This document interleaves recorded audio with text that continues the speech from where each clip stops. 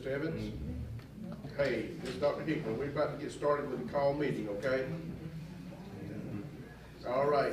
I'm gonna turn you over to Dr. Dawson. Hey, Mr. Evans. They don't call it car show, it's called cruises. It's not, I was correct. Showing cars, that to me it makes cars. Oh, the Saturday, I enjoyed the meeting Saturday. It was pretty neat, wasn't it? Our junior ROTC helped raise the flag. Yeah. Governor bragging on the school system. He did.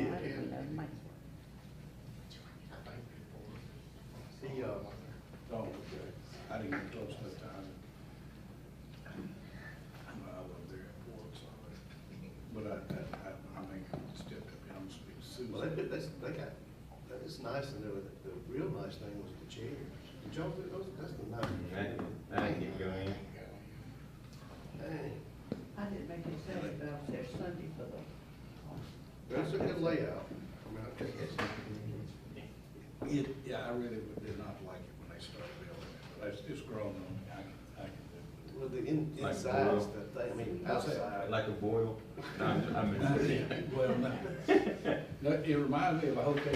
Yeah. With that balcony on the side over there and whatnot, and it would be. It's open once you go in there. I like a big open area. It's kind of like in the county, you know, you go in there and it's open. I like that. Well, and then I'm sitting there looking at the flag, and y'all couldn't see it where y'all were, but when they put raise the flag's slapping up against the edge of the building. Yeah, I saw Yeah, that. correct that, because it's not gonna work. Yeah, I saw that. And the PA system, I said, Mm-hmm. yeah, that goes without saying. I said that, Mayor, I said, great job. I said, I was also proud for City. And when they got something to eat uptown, it was in business. Got me a shirt. Yeah. You'll know them, we've got them on sale. Not $15.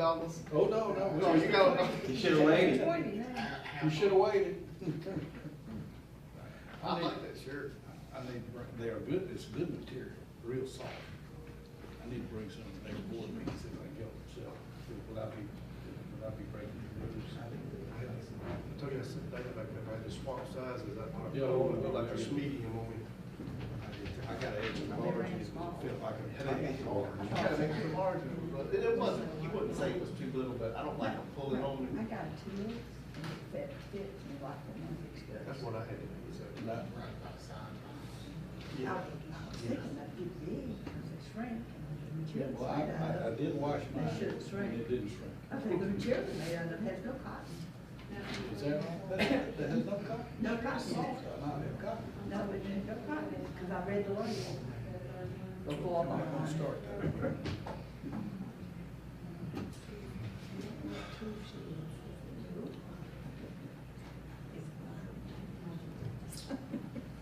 I'm working on.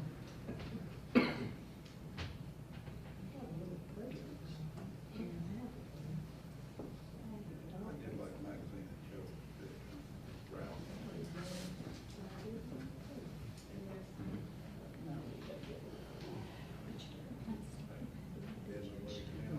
It's 5:30, so I'd like to call to order the September 28th called meeting of the Monroe County Board of Education. Want to welcome everyone here. Many times I start the meeting with something from our past or something from the organization, but today I'd like to talk about something from the future. I had the opportunity to spend most of today in Athens and in Jefferson, Georgia, and it's really exciting what can be accomplished with a career and college and career academy. They're much larger than we are. Their college and career academy has 1,500 students, more than we have at Bear Persons. But the ideas and the enthusiasm, I look forward to us having the same type of operation here, and the same type of enthusiasm and the same type of opportunities for our young people. And now, if you'll please stand, we'll ask Mr. Pippin if he would lead us in the invocation and the pledge to the flag. Father, we come to you tonight just thanking you for another beautiful day. Give us wisdom, give us guidance as we make decisions about our students and about the community as a whole. Now, we continue to pray for our healthcare workers, our first responders, all those who are sick. Lord, give them comfort, give them rest, and heal them. In Jesus' name we pray, amen. Amen. You may be seated. Sorry about that. Pledge allegiance to the flag of the United States of America and to the republic for which it stands, one nation under God, indivisible, with liberty and justice for all. Now you may be seated.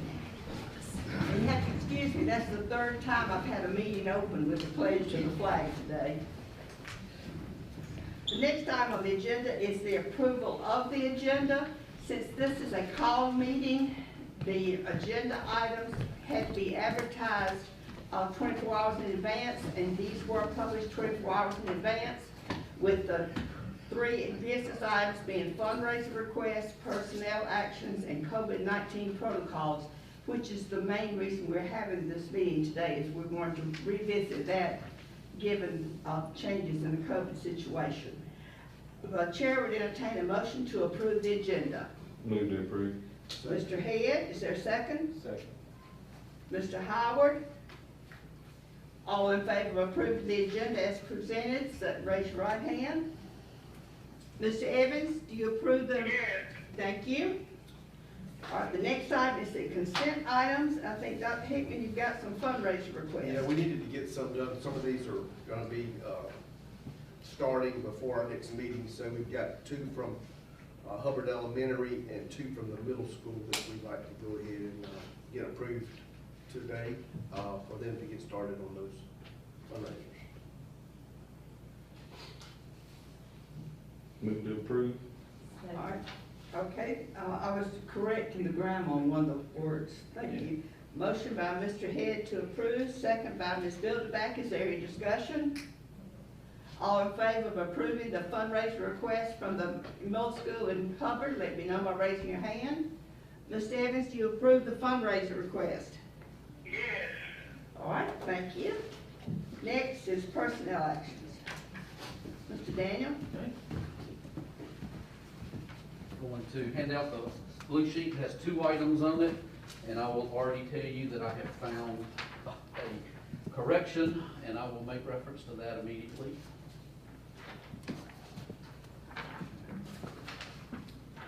All right, so you have 2 actions. One is a resignation of a maintenance technician 1031, right? with the system facilities, and that should be 1031 instead of 831, so with my apologies. And then we have a custodian at one of our schools, and we are asking for termination based on job abandonment. Person has just stopped coming and stopped communicating with the school, so we're going to vacate that position and begin to look to fill that and the other one. We're going to work on both of these immediately, so we would recommend approval of these 2 with the change in the resignation date that I mentioned. The chair will entertain a motion to approve what's on the blue sheet with the change of the resignation date to 10/31. I don't know if I want to accept Tyler's resignation. Well, we don't either, but I don't think we he's have got a very choice. good, Is very there a good motion? reasons for moving ahead. Move to approve. All right, Mr. Second. Pippin, did I see your hand? Yes. All right, Mr. Head made the motion reluctantly, and Mr. Pippin seconded. Is there any discussion? I think we can all agree Todd's done a lot of good for us. So we just wish him well in his future endeavors. All in favor of accepting the recommendations as presented on the blue sheet with the 1 correction noted, let me know by raising your hand. Mr. Evans, do you approve the blue sheet personnel recommendations? All right. Thank you. Thank you. Thank you, Mr. Daniel. All right, COVID-19 protocol. Dr. Hickman, I think you've got some good news for us in terms of numbers. I do. I always got good news.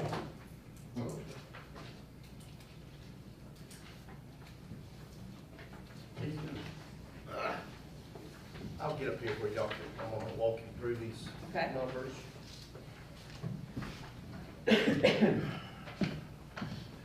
All right, the handout that I gave you, this first sheet is similar to the last time that we met. I actually gave you, at the last meeting that we had, we went through September 14th, and I've added the past days, which are 14 extra days, starting with September 16th. There's a lot of information here, but I'm just going to walk you through here because there's a lot to be learned from this information. So back on August 26th, if you'll follow me down to the bottom of the page, and remember the number that we're referencing for this chart is cases per 100,000 people, and that reason we do that is that way we can compare ourselves to places like Macon, Bibb County, Atlanta, and things like that. So that number, August 26th for the state of Georgia was 736 per 100,000, and we were at 876 per 100,000. And obviously at that time, that was very high. Anything 100 and over is considered substantial. And so I did want to add in there, the parentheses is actually the number of cases per that 2-week period. So you remember, it's on a rolling 2-week period. Every day it looks back 14 days. It goes up every time. So at that time, there were 79,702 for that 2-week window of August 26th backwards. And then for us in Monroe County, that number was 243 for that 2-week period. Now this is PCR tests only, and these are what was reported to the Department of Public Health. And you can get total number is also given on the Department of Public Health, but I think this is what we've used consistently when we've given the data. So I want to compare apples to apples as we look at data. And so if you look moving up from the bottom moving up, if you're on the Georgia, you can see from 736 per 100K today, that number was 433 per 100K. And then you see the number of cases, 46,921. And then if you look on Monroe County and you do the same thing, we were at 876 per 100K with 243 cases for that 2-week window. And then moving up to September 28th, right now, in the past 2 weeks from today backward, is 88 cases. So we've cut them in almost in third, 2/3 less. So that's good. I mean, we're not totally past it, but I think this is good news. And I think everything that I saw in the Department of Public Health as far as trends and cases were coming down. And I think that was the prediction that Dr. Goodwin had mentioned a long time ago. And we're actually glad to start seeing this. Not that we're done with COVID. I don't know ever how you will get done with it in the near future. But these are promising numbers. Now, I did add the counties that touch us, just to give you some flavor of what the data looks like around us. And I did for 2 days, and you can kind of see where they've been. But Bibb County for that same, for today's date, is 410 per 100K. And then they had, the last 2 weeks, they've had 624 cases. And so if you look, going across, Upson, 365, and then 96 total cases. Butts County, 453, 114 total cases, and obviously we're larger than both of those counties in population. Jones is a little bit larger than us in population. Their number is lower. They've done a really good job. Their numbers have come down significantly over time. And Crawford is actually kind of easing up a little bit. They had always been lower, but their numbers are a little bit higher. But you see the actual number of cases is only 52. They just don't have as many people in the county as we do. And then you have Jasper and Lamar rounded out. So that kind of gives you what it looks like here in Monroe County, in the state of Georgia, and around us. Because, I mean, you know, the way this works, I mean, as people are going around to Macon, it's all connected in some way. So these are the numbers that I put together. Just kind of wanted you to see what's been happening over this number of days that we've kind of been tracking it. So obviously the 100 number is something we always try to get. And I think if we keep trending this way, we'll get there soon. So that's a promising sign. The next page, does anybody have a question about this page and these numbers? It's a lot of information, but it's good information. At least we're below 100 actual cases. Well, that's true. We're not in our. Right, that's true. That's true, and then you'll put some of this together when I mention the number of cases that we've had specifically in the school system here in just a second. So, this next page is what we publish each day. And this is from yesterday. We do Monday, Wednesday, and Friday collection of total cases. So on my date, we do that again tomorrow.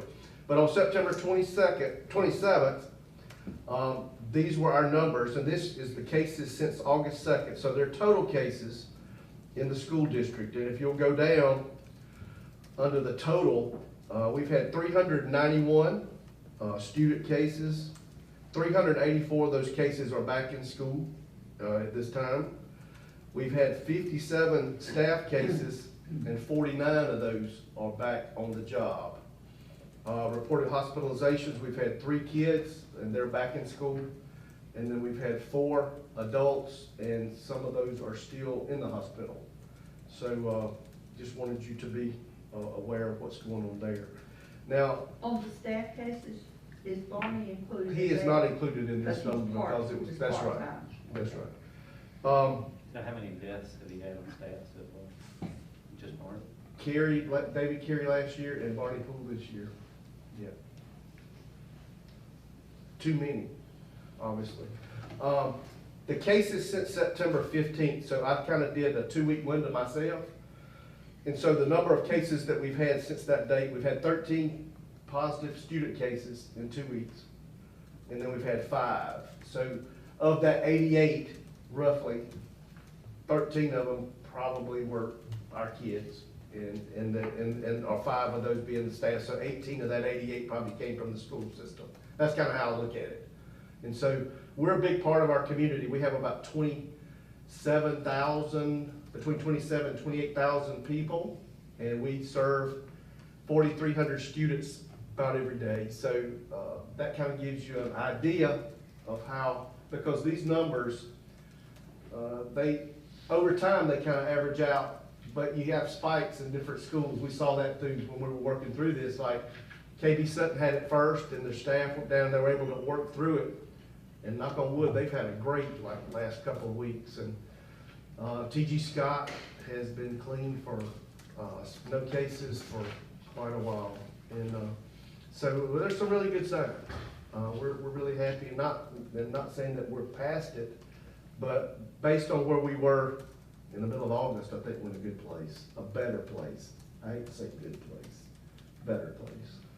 So any questions about this report? And this report, you can get on the website, look under COVID-19 resources, and then I update this on Monday, Wednesday, Friday. I do it myself. So I have to go through each of the spreadsheets for each school, and then I pull those numbers and I add them back to the spreadsheet so that everybody can keep up with what's going on. Any questions about this sheet?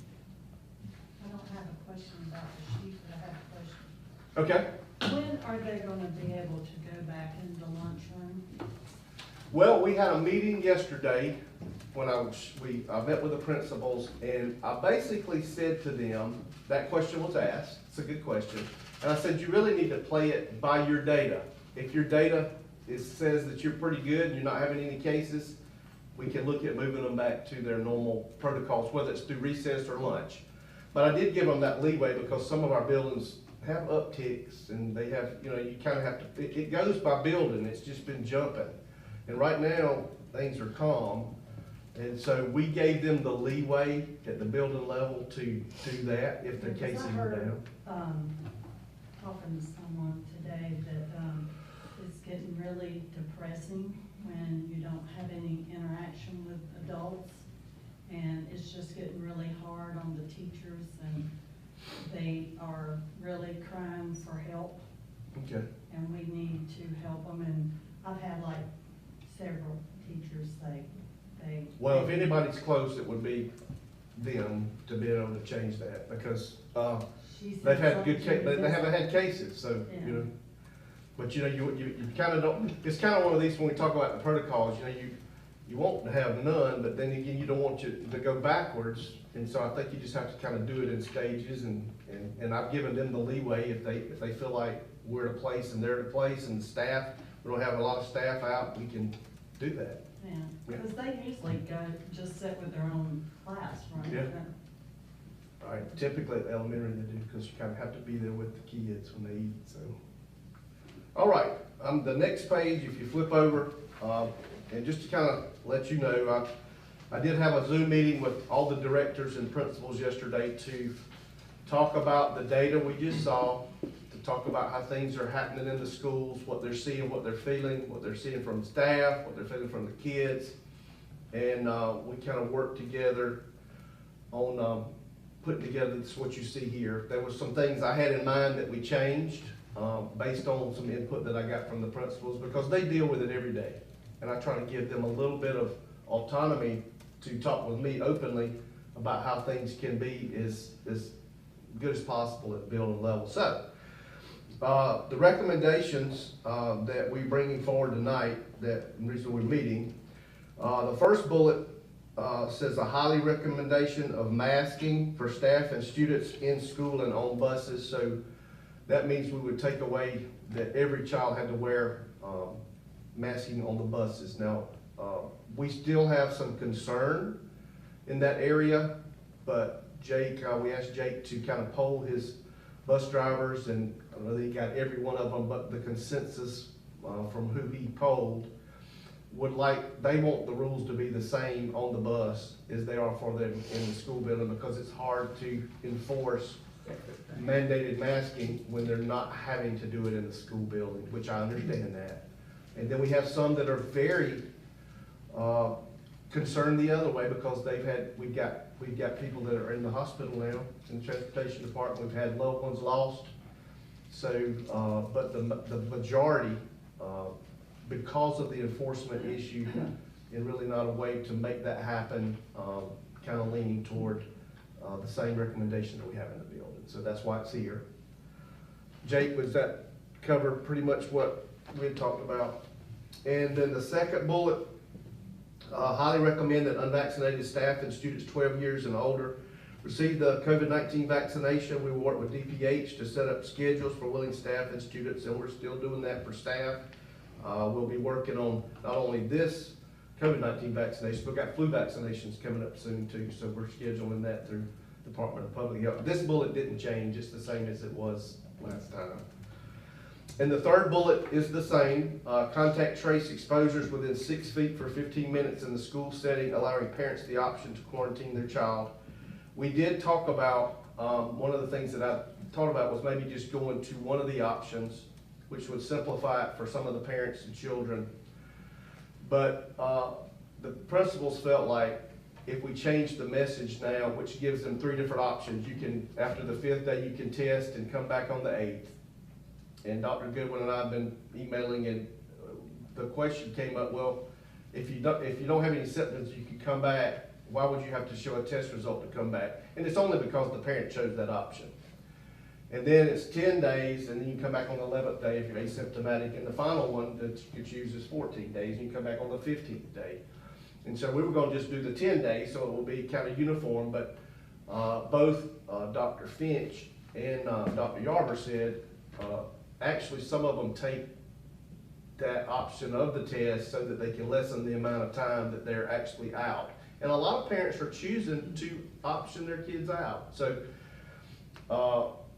they wanted to keep it the same. So I just said, if that's what you want and it makes it easier for you to make that happen with your parents and your kids, I'll change it back. I was just thinking it'd be simpler for just to have one option.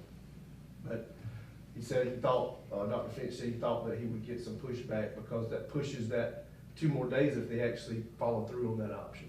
So we're recommending to continue to do it like we're doing it. I don't think we should make them test. And if we'll let a kid come back on day 1, 2, 3, 4, 5, 6, whenever they want to, if they're asymptomatic with an exposure, why are we gonna make the parent test at 5 days when they're still asymptomatic? It's not intellectually consistent. Yeah, and we talked about it. And so they could watch them for 2 days, make sure they're okay. I just don't see why, if we're gonna let a kid come back that's been exposed at day 1, 2, 3 with no ramification, then why are we gonna make them test out their kid at day 5 if they're still asymptomatic? Right. I mean, it just doesn't make sense to put that burden upon the parent. And my thought was, if the parent chose it, and if they wanted them to come back on day 5 and they were asymptomatic, they just contact the school and say, my child's asymptomatic, I'd like to change my option, I'd like them to come back. But, you know, they chose the option. And that was. They did, but that's the only option they had at that point in time. Well, they need 10 days and come back on 11, it's the quickest way to turn it around. But if they come at 8 and they're asymptomatic, by all means, they can come back. I mean, they just need to contact the school and let them know. We'll have them back. I mean, that's common sense. I agree with you. Does everybody understand what Dr. Goodwin was talking about? And we don't wanna, we were just saying if they some choose the option and want to follow it, okay? And so we wanted to allow. Well, I think they should have the option to test, but I don't think we should make them test if we're letting the other kids come back I don't disagree with that. without testing. I don't disagree with that. Okay. And I'll let the principals know if they contact them and want to come back, they're asymptomatic, they can come back. I agree with that. Everybody good with that? Understand that? Yeah. All right, the next one is use social distancing as needed to help reduce exposures. That kind of gets back to what we were talking about. You need to base it on where you are in the building. So if you need to be socially distant, you feel like your cases are up for lunch or recess, continue doing what you're doing. If not, start moving back to the norms. And I think that's the way to do it, and they can navigate that better at the building level than we can at the central office or board level, depending on those cases. So we're looking pretty good everywhere, and so hopefully we can start. I think they're a little bit skittish because it's been going so well, they don't want to change anything because the number, they don't want to change up what's been happening Trend last going week. the right Yes, way. ma'am, yes. And then the last one, obviously, is some things that we had been talking about at the board level. I think we talked about this last meeting, but only approved visitors will be allowed in the school buildings until further notice. And obviously, we can talk about this again at the next board meeting, but we would like to allow the following visitors back in the building. That will be student teachers, 4-H personnel, because we've been working with them for years, and I think that's something that we typically do with our elementary and middle school children and some of the high school, that we need to include them as part of our curriculum, really. And choosing the best, this is a board approved curriculum, and to have them back in our buildings to teach the program. We tried to do it online last year. It just didn't work good online. So Ms. Futch and Ms. Walker think we'll do better in person, and I agree with that. And so we'd like to get them back in the buildings as soon as we can to get that scheduled, because we're a little bit behind. I mean, we usually start high school by this time. We're about a week or week and a half behind. The quicker we can do that, the better. And then the last is Middle Georgia RESA. I added this based on Dr. Brown from the elementary school reminded me that we have a lot of our teachers are in what we call the TAP program, which is an apprenticeship program where you have a degree and then we can hire you and then you work toward your certification while you're on the job. And they actually have to be monitored by Middle Georgia RESA personnel that come into the building and have to do their evaluative process so they get their certification. So I did add them to come in too, and it won't be, you know, it's only 2 or 3 people max that will come in, and we'll make sure that they can stay spaced away from everybody to do what they need to do. But it would hurt our current teachers if they couldn't come in the building. I'm glad we're letting the student teachers come in, Yes. because they need that time to, you know. And I had them on hold. I've talked to Middle Georgia, Gordon, and those are the 2 biggies for us. And as long as we can turn that around, I think we're good. So if y'all approve this, I can contact them tomorrow and get them back in the building. All right, Chair will entertain a motion to approve the COVID protocols with the modifications to the new list. I make that motion. All right, is Bill back? Is there a second? Mr. Howard, any discussion? Would anybody, like us to go right back on them, back to normal except for bullet point number 3? Maintain bullet point number 3 and everything else goes to normal? Because everywhere else, we're going in town and anywhere else, we're back on normal anyway. I disagree So, with that. I mean,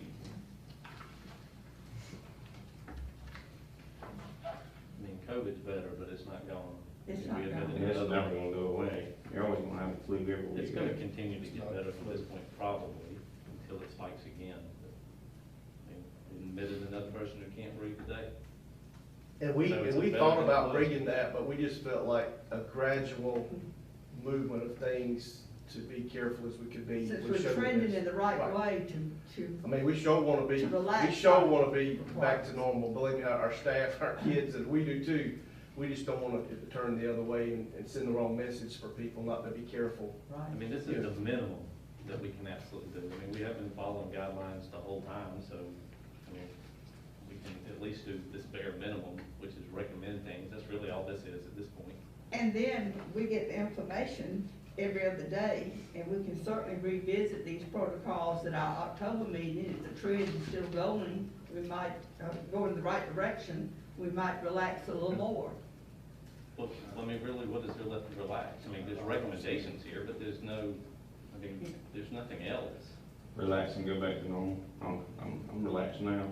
I'm good. Right, yeah, I've been normal, so. right now, it's like we have approved visitors, is what this one says, with certain categories. We would open it up more to other visitors. Yeah, let us start reading again, help these Yeah, kids those are that some are other way things like, behind. and, you know, some of the other things that we need to get, and there's a lot of other visits that happen that are important, but we felt like. Well, it's gonna be up to the school to approve them anyway, regardless, so. No. Only approved visitors. No, If we say- if we do the visitors, we have to go with what you guys We're approve. We're They- voting on this tonight. They would have the option to do the spacing stuff, like for lunch and recess, but whatever we approve here would have to be consistent, because it wouldn't be fair to allow visitors at one place and not another place, to me. And the reason I said the lunch, because like on the days that it's raining, the teachers literally aren't getting out of that classroom. And that's just, I would be climbing walls. And- It's tough. And they're speaking out that they're getting depressed and it's getting to them. It's our job to, you know, look out for their mental health. I agree. It's And I not- think that's another reason we definitely need to revisit this and see if we can relax more. If we approve this one, see if we can relax it more in 3 weeks from now. Any other discussion? All right, call for a vote. Everybody in favor of accepting the recommendations of the COVID protocols as presented by the administration, let me know by raising your hand. Mr. Evans, do you approve? That makes it unanimous. Dr. Hickman, thank you for the work that you all have done, because I know, I'm not saying you, Yeah, it's a because I lot- know it's it's a a lot of whole work, a lot of group, hands. everybody's working together. It's, I'm hoping we're getting in a better place. It feels better. It feels better. It feels better. It looks better on the numbers. But we've been here a couple of times before and it's went backwards, so I'm cautiously optimistic. And I think everybody's probably agreeing, we do want to revisit this in the October meeting. Absolutely, and please note, the teachers, Dr. Hickman, my staff, we all want to be normal as quick as we can, but we do want to do it in a gradual and safe, the safest way we can do it. Safety first possible. Yeah, thank you. Okay, are there reminders? Mr. Daniel, do you have reminders? Let me- It should be on the screen. You might need to refresh because I entered them this afternoon. And tell you that in about 20 minutes, the middle school chorus is going to be in the Monroe County Fine Arts Center at 6:30. The band concert for Mary Persons has been moved to Wednesday night at 6:30. It's rescheduled and it will be going on Wednesday night. Homecoming parade is Thursday at 5 o'clock. And fall break's coming up October 11th, and your next board meeting is October 19th, as we've already discussed, so. Okay. I got two things that I wanted to ask, two follow-up things. I know there's some concern about bonuses and stipends. Okay, I all wanna- right, stop just a second. Those are not on the published agenda, so we can address those at our October meeting. Or for a call meeting, you're supposed to stick to the items on the agenda. That Right. question has come up by another board member, but we will Okay. definitely address that at our October board meeting. I'm not asking to put it on the board, but I'm asking to make sure we put it on the next agenda On to next discuss. agenda, right. Along with maybe a follow-up on also from Dr. Hickman on, the dual enrollment issue. Working on Yeah, Okay, it. Should have it ready. that's fine. yeah, both those things will be on the next agenda. Yes, I've got them actually on the We agenda need to already. help that girl out. If she got 100, she needs 100. That's right. Yeah, I I mean, agree. 95's not 100. Yeah, both those things are already on the agenda outlined, it's done in Dr. Higgins' office. Okay, if there's no other business to come before the group, is there a I motion? make a motion to adjourn. Ms. Bilderback, a motion to adjourn, Mr. Evans? Mr. Evans seconded, all in favor, raise your hand. Nolan's waving bye-bye, push the chair back. Thank y'all very much, and we'll see you October